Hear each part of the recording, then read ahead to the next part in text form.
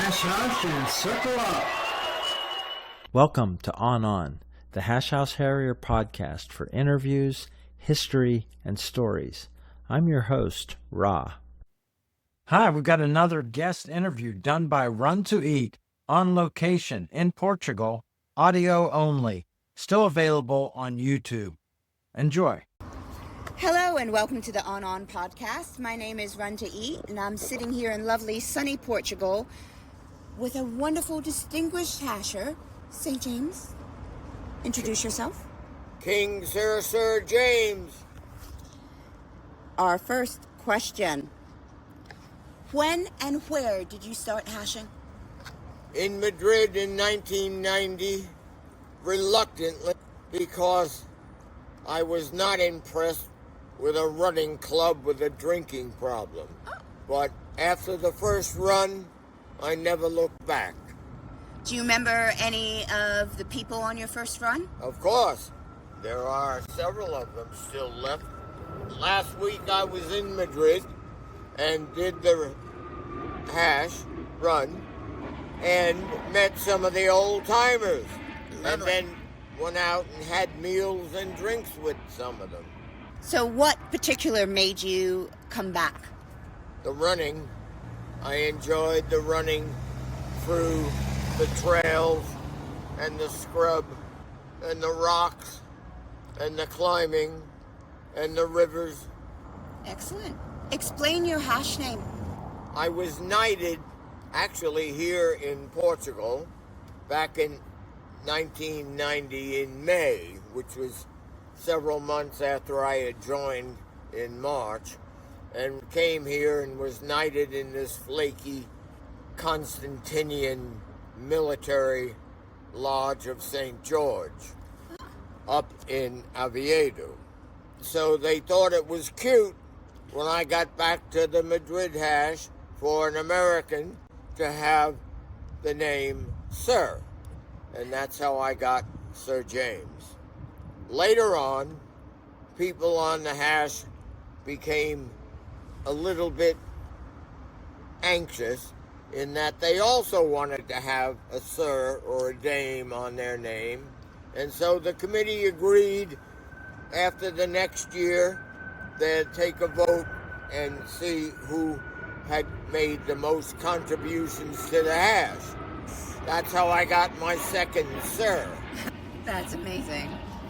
Then we would have every year in July a run up in the north part of Spain in Asturias, which is rather like England because it rains a lot.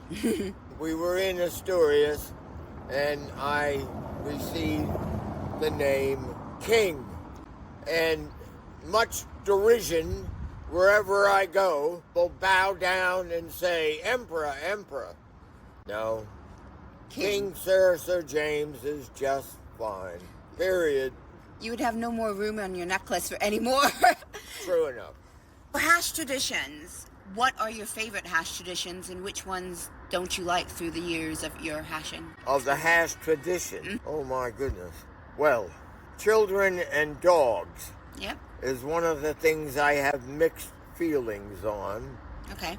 Because many of us old folks are starting to leave to go to hash heaven, and we've already been to hell. Some of the people who are coming, young folks, have children and they have dogs. Dogs are fine if they're kept on a short leash, not allowed to run through the circle.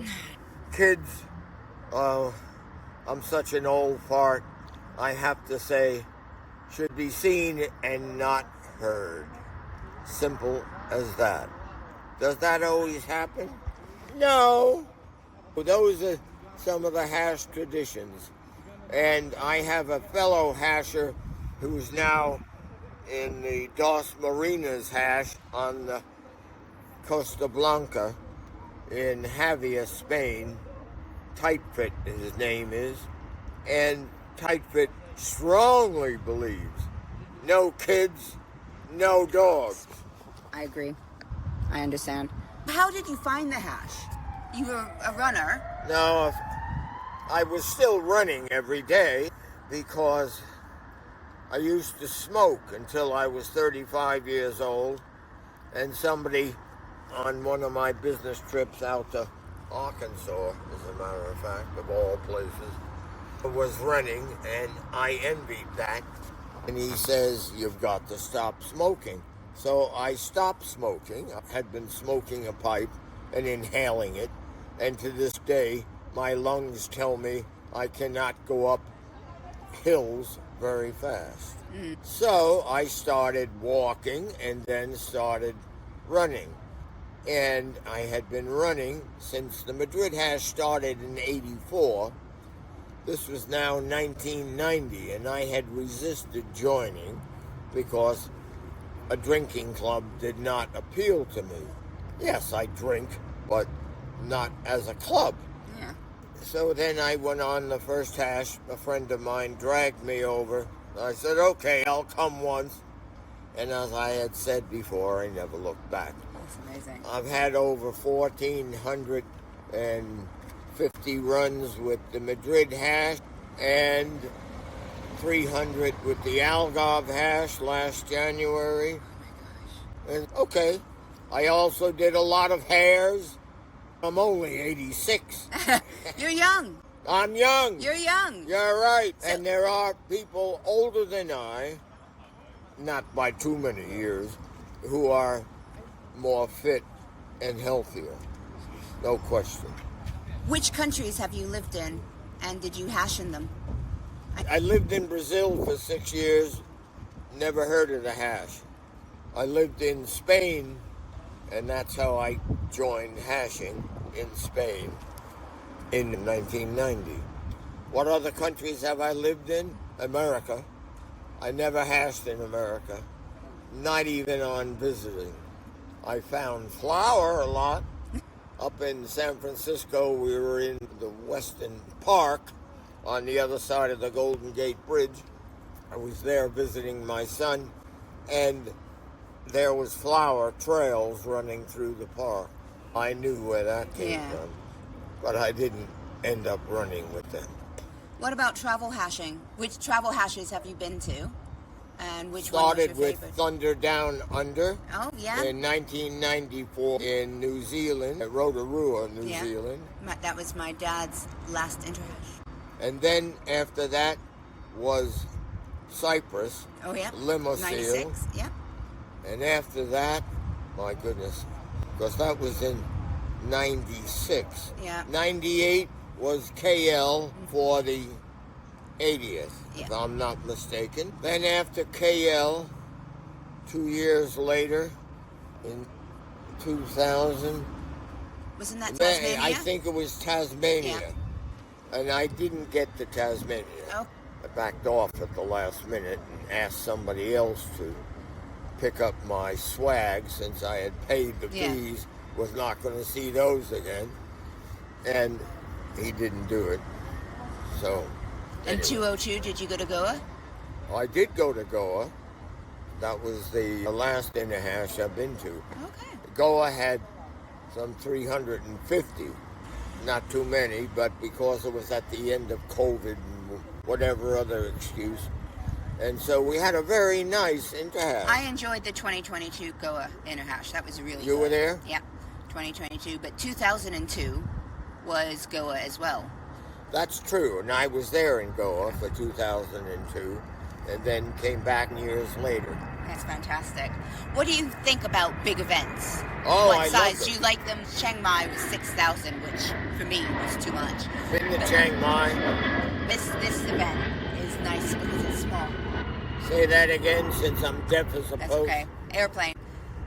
What about sizes of events? Some events are huge and thousands of people, or do you like the smaller events? Which do you like? Well, they both have positive sides to them. The big events, you can choose to go on runs with your friends, and that's useful.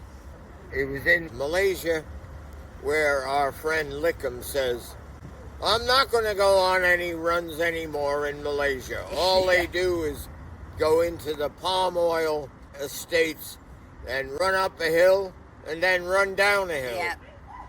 And I have to agree with Lickham on that, a fellow American.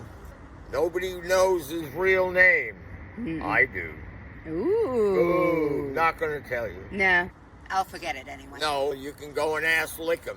No, it's okay. I've known Yeah. Lickham for decades. What was your best event? What was your favorite travel hash event? Oh, it was Rotorua down under, the Thunder Down Under. That was fantastic.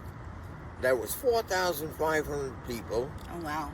The meals you ate with no lines, Ooh. 20 minutes. Okay, we opened the kitchen at 8 o'clock.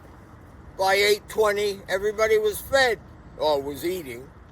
And because they used the thermal vents to heat the food at about 20 different tables. Oh, that's so smart. Yeah, Oh, that my was God. fantastic. There was another run through the forest where they used sawdust to mark the trail.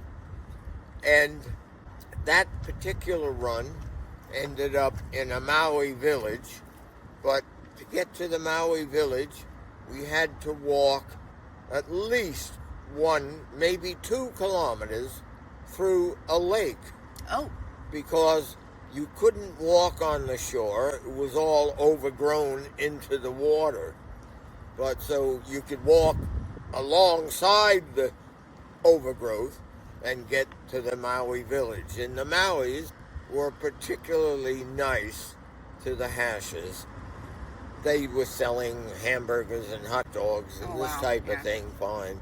But my wife came along on a trip on that particular run. I assisted, and she stayed on the bus, and the Maui fellow came over and said, "Why are you not on?" She says, "I don't run." And the Maui fellow said, "Come on, I'll give you a tour of the village and our prayer house." And so that was a delightful day for my wife. That's wonderful. You were talking about your hair experience. So what was your first ever trail, and tell me about it. Setting trail for the first time. Easy.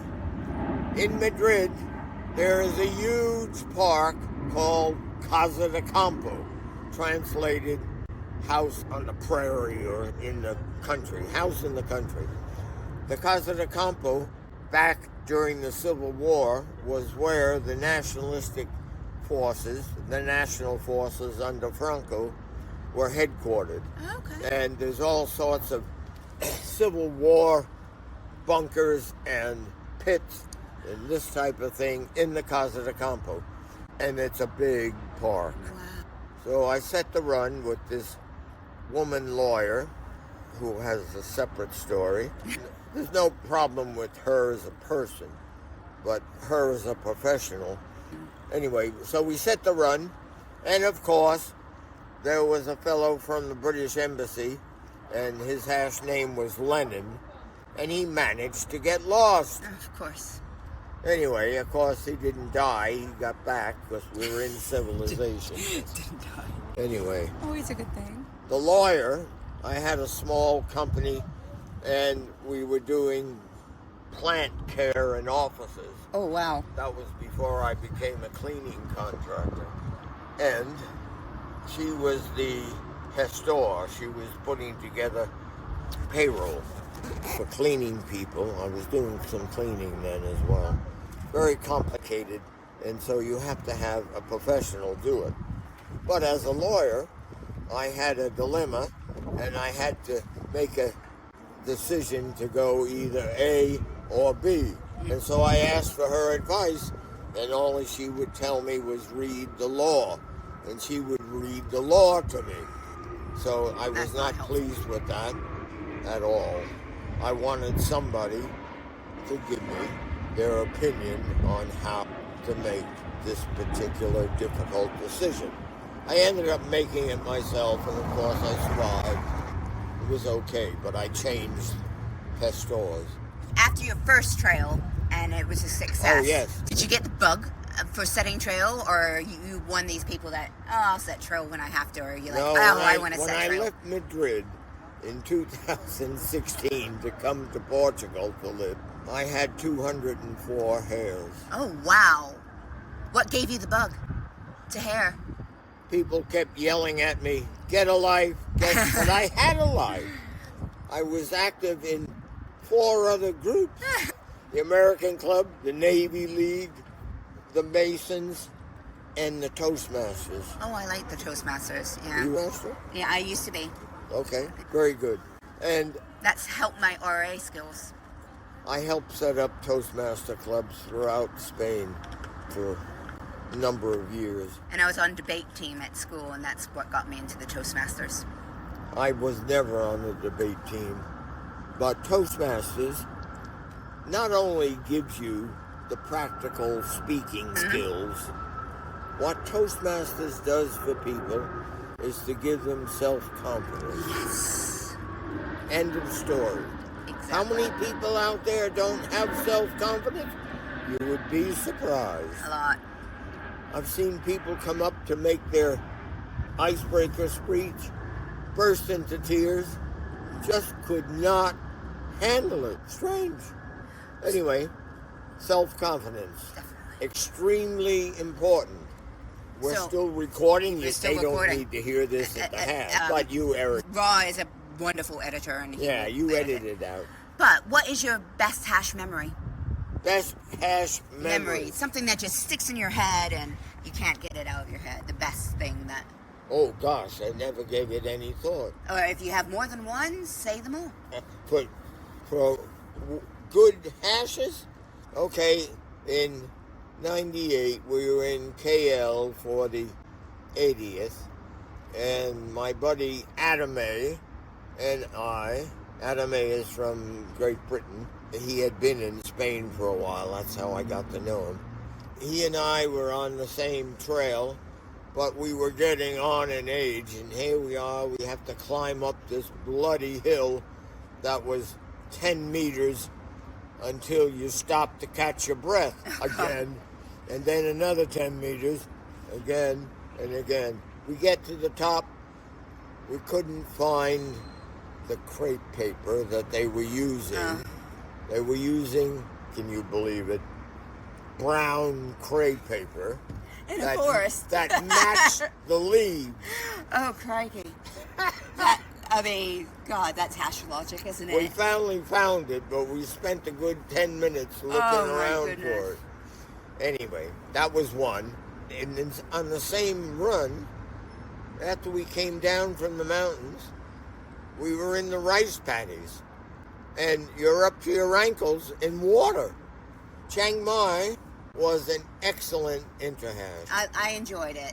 Only 7 elephants and 7 different hashes. I just wanted to do Thailand. I signed up after Cardiff. Cardiff was fine. Cardiff. There was a naked run at midnight. Oh, yeah. Did you join? There was about 35 naked males and 3 naked women. Oh, wow. Were you a part of the naked run? Of course. Excellent. Oh, wow.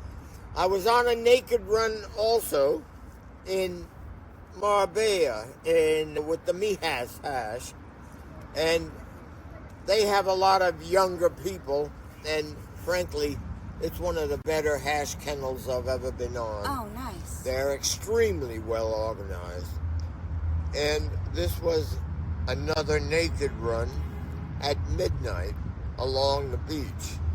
And then all of a sudden we found ourselves zigzagging through these bushes. And I'm thinking to myself, oh my God, if there's a branch sticking out that could catch on to something, I don't want to even think about it. No. That brings me to, have you ever been injured on trail? Yes. Tell me about it. We were running in northwest area of Madrid. Still took a good half hour, 40 minutes to get there. And I was pounding through these bushes onto a trail and then made a shortcut, not following the trail. Oh. Shortcutting over these huge rocks that were leaning downhill. And I slipped and skidded on my chest that did a nice job of opening that up. Oh. And yes, I've been injured. Was that the only time you've been injured? No, Tell me about the others. we ended up at a bull ring where they had a 2-year-old bull come out, and the bull came by so close to me, stepped on my foot, Oh, at but it least didn't break anything. that's great. That's quite intimidating. Anyway, you're not going to need all this No, stuff. it'd be great. What's the weirdest thing that's ever happened to you on the hash? There's always stories that are so unbelievable, and you're like, it happened on the hash. I swear this is what happened. Tell me. I don't think I was on this hash. I think I read about it, where the Australian hash, somewhere up near Darwin, where there are a lot of crocodiles, had gotten a tame crocodile. There's no such thing as a tame crocodile, but had 2 handlers. He was in a zoo, and they had it well restrained with ropes around his rear legs and tail and tied to a strong tree, and then covered that all over with bushes, so that when the hashes came around the trail, they saw the crocodile on the trail. Oh, God. Oh, God. That was a memorable, but I wasn't on that run. I read about it, and I thought that was brilliant. Oh, my God. Absolutely. Is there any story of, if it wasn't for the hash, how you connect with people on the hash? Is there any of those? Yeah, there are some hashes, I will not name it, close by in this country, that when it rains, they don't run. But that is absolutely non-hashing. Hashes run in the rain, they run in the snow, they run in the cold, they run in the heat, they run in any sort of ambience. If it didn't run in the rain in Britain, we wouldn't have hashing. Exactly. Okay. You got enough. You can. No? Oh, no, he's... They're not going to put too many words in anyway. Oh, no. What are your views on mixed or single-sex hashes? I'm not for them. I'm hetero, and I certainly enjoy watching the female body. What do you think about the future of hashing? It's dying. How do you think we can improve The it? reason why it's dying is that doesn't get verbalized very often, but the facts are hashing was a pastime for the expats who had been sent out to the third world countries to help them because the expats had the technology and the education and the third world countries didn't. But now they do. So there's not that many expats being sent out to far places in the world for their technical advice because the local country has their own. Yeah. So I see the hash dying. What would you do to improve it? Good question. We have a small problem on the Algarve hash. And by the way, I was just appointed the GM at my ancient age. OAP, oldest active participant as a GM, probably in the world at 86. But nobody else would raise their pinky to come and help. How many positions have you had then in mismanagement? Probably all of them All of at them. one point or another. The treasurer and the haberdasher, and I was never the Hare Raiser. Of course, GM and RA and all that stuff. What was your favorite position? GM. The year 2000 was our 1,000th run, and I was the GM of the Madrid Hash. And we had 350 people come, so we had 8 or 10 buses to take them from Madrid to the run site. We're in the restaurant after the run, and this fellow, a Brit, and had a girlfriend. I think he was coming from either Slovenia or Slovakia. I'm not sure. He stood on the chair 4 rows from me, dropped his shorts, and she was putting an olive in his foreskin. Oh my goodness. I stood up, yelled at him, "We do not do that here." outside. So they sat down. At that same operation, you don't want to print this because the people will know who they are. It doesn't matter. No, but that was a little bit over the line. Over the line. We're on the flight path. Does he still hash? I have no idea. No. He probably won't look. We were on the anyway. Sunday run in the restaurant, and people started to throw bread. And this one fellow, former GM, lost it. Oh. Because he had arranged the restaurant. He had also arranged the buses. I'll tell you about it. This is our 1000th run in Madrid. Yeah, it's a big Year thing. 2000. It's a big thing. And so the bread is being tossed back and forth at everybody. And Anthony lost it. And he went around and was slapping people. Oh my gosh. No Mercy Master comes up to me. He's a typical muscle-bound push-up barbells, six-pack abs and all that stuff. And he says, "This fellow just slapped my girlfriend." So I got a hold of the fellow who was doing that, and I said, "Stop! You're creating..." And he was angry. He was very angry that people were throwing bread. But even my close friend Adame up in England, he loves to throw bread. He's like a child. Anyway. Food fight. So then we get to the buses. And a lot of females were there, 350 people on the buses. And they were being encouraged to give us a flash. They didn't. They turned around and gave us a moon. Okay. Sun and moon. And the bus driver, all smoke and mirrors bullshit from my point of view, that this fellow Anthony had also arranged through the British Council and stuff. Whoa, well, they were incensed. We had to pay them more money. Really? Yes. Because people mooned people. Yeah. Anyway, that's the Spanish. Do you have any unforgettable hashers that you just stick in your mind that you've met or mentors? Yeah, I was just reminded of it myself. We had this hash. What was the occasion? It wasn't our 35th anniversary or anything. We had that, but that wasn't memorable. This one was down by the Manzanares River. We had, let's say, 200 visitors, and we put them all on the cable car in the 𝐏𝐧 𝐏𝐿𝐴 that took them up to the top and then ran them back. To avoid running around to get to the bridge, several of those hashes dove into the river. Whether they hit bottom or not, I don't know. But the river was not exactly pristine clean, you have to understand. Anyway, that was memorable. What about people? Any hashers that stick in your mind that were just amazing through There was Urine. Oh, yeah. Where is he from? Is he from He's UK. He's Caddick? Urine. He's Yorkshire. Yorkshire? Who sadly passed.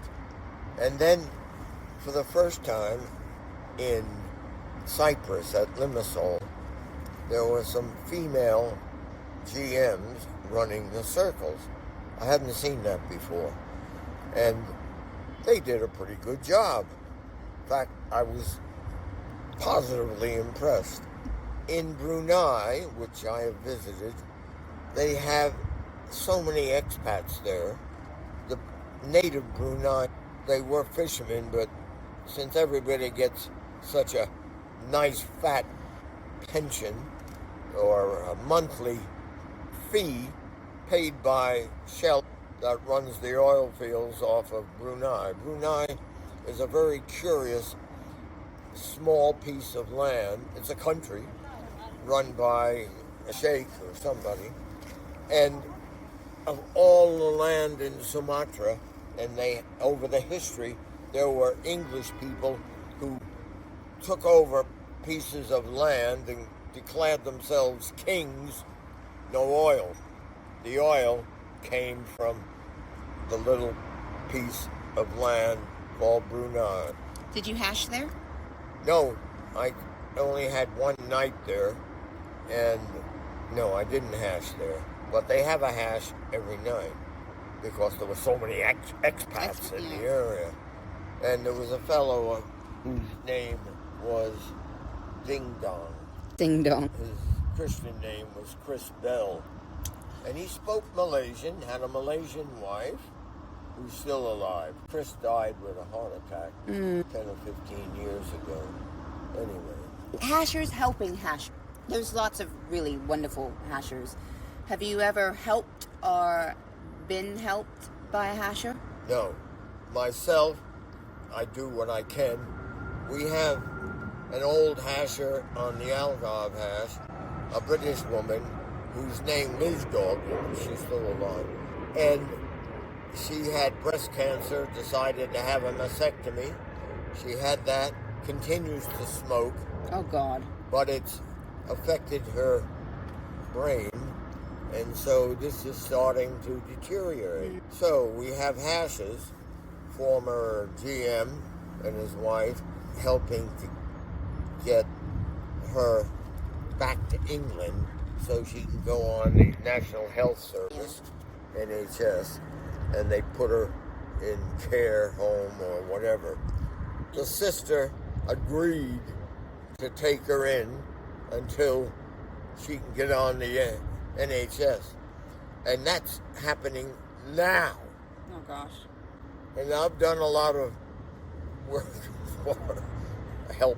What do you do on your hash for older hashers? I know in Edinburgh they have little GPS tags. They've bought some Apple tags, and because we had some hashers that had dementia, and they got lost, and we didn't know where they were, and they forgot they were on a trail. Do you do anything for people that are like a check-in, check-out? We haven't lost anybody with dementia yet, but Or just in the idiots? Algarve, which is a retirement home, there are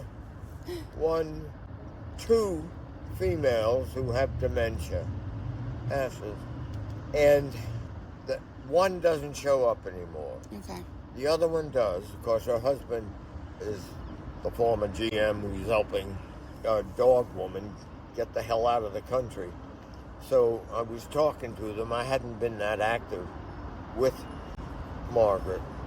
She doesn't have that much money, but she has enough to get out of the country. And so I was sitting there in my hash's house, Booby Doo, because she has big boobs, and Seaman Staines, because he was a sailor. I think I know several Seaman Staines. Yeah, I know. There's one on this one. Yeah.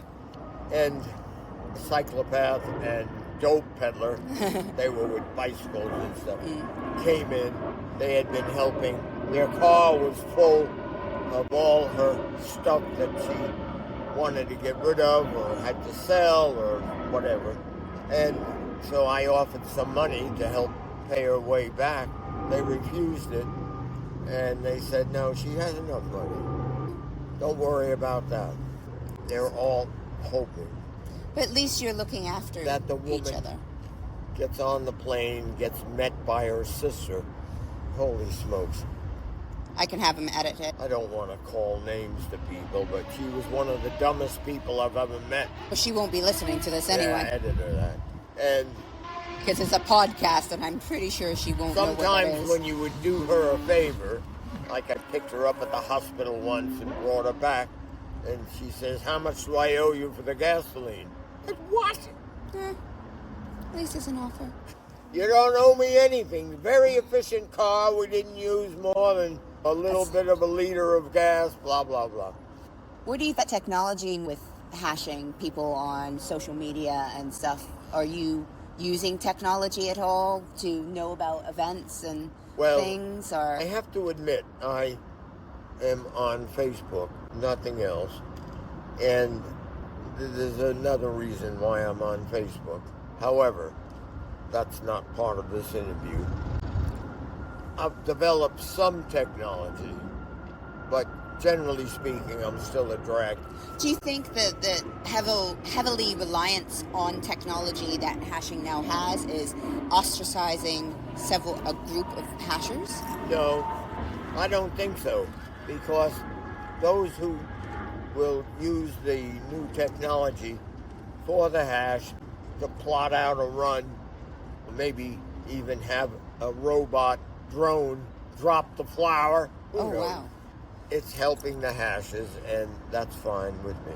What are you doing as GM to promote your hash? That's a good question. It's seriously on the table. First of all, I'm going to make sure we get the announcement into the English-speaking newspapers that come out once a week, because the announcement was taken out, and the reason was given, it didn't do any good. Excuse me, it does do good. Some people come, they research on the internet for sports groups that run or walk, and Social. They come and try the hash, and they discover that since after the walk or after the run, we have a circle, which distinguishes us from every other walking group. Yep. And there are many of those. The circle is extremely important part of the hash. And the RA's job is to bring people out into the circle, embarrass them, get the others to laugh at them, and they have to be able to laugh at themselves. Yes. If you cannot laugh at yourself, you do not belong in the hash. But it's also that self-confidence thing that you were talking about. Yes, exactly. Anyway, there are some people who cannot handle the hash. So that's fine. What do you think about that? Hashing's not for everybody. Some people don't like the circle, but they like the camaraderie and the social aspect, but they're not much into that. What do you think about people only taking certain aspects of the hashing and not doing all of it? That's also okay. Yeah. We have had people who did that, and now I have to put myself in the same category since I had osteoporosis in my back for the last 3 years. It's gotten better, and I still take a walk in the mornings for an hour at my very slow pace. I can't keep up with the pack. I can't either, but we have a Facebook group, Walkers or Hashers too, and at UK Nash Hash they were actually addressing that it is aging. Some of the hashers are in wheelchairs, some of them can't walk very far, and these easy 15K trails they can't do. So something for everyone. I understand that. Our walking trails, 7-8 kilometers max. Okay. The running trails, and we still have a few of those runners, 12, 14, probably max again. And then, like the run here yesterday, there was only one main trail for the walkers, but he had 4 different runners loops. Yeah. What would you do for hashing to make it more inclusive for everyone? Walkers, runners, drinkers, non-drinkers? Well, what all about I non-drinking said to you on the about hash? improving the hash is to get more members. To get more members, what do? People are self-centered, all of us, to some degree, others to more. Would you like a beer? And, no, I'm fine. And they need to know, will I be able to enjoy this? Yes. There are some hashes who are still mentally pretty young, even though physically they're older, and they don't use discretion. We had British Embassy number 2 to the ambassador come with his family, 8-year-old, 12-year-old, 13-year-old, and the wife. And this hasher used every foul word in the... Wow. Make On a the sailor planet. brush. Okay. Did those people ever show up again? Of course not. Read the room.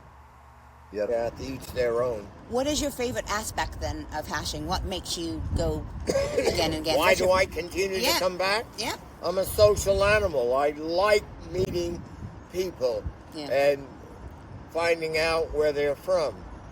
A lot of people are shy about that.